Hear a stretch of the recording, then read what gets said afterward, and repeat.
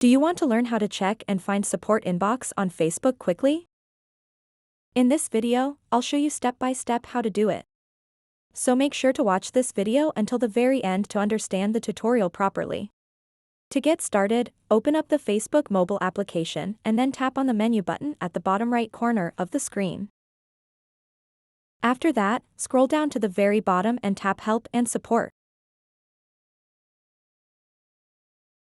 And now you will be able to see an option called Support Inbox.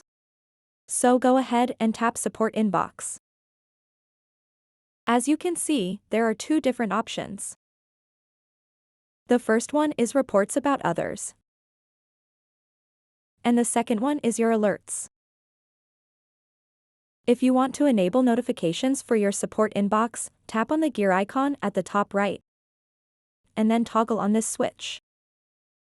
This is exactly how you can check your inbox on Facebook. So that wraps up this tutorial. If you have any questions about this whole process, please let me know in the comments section below.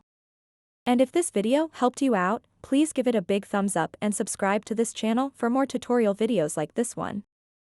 Thank you so much for watching and have a good day.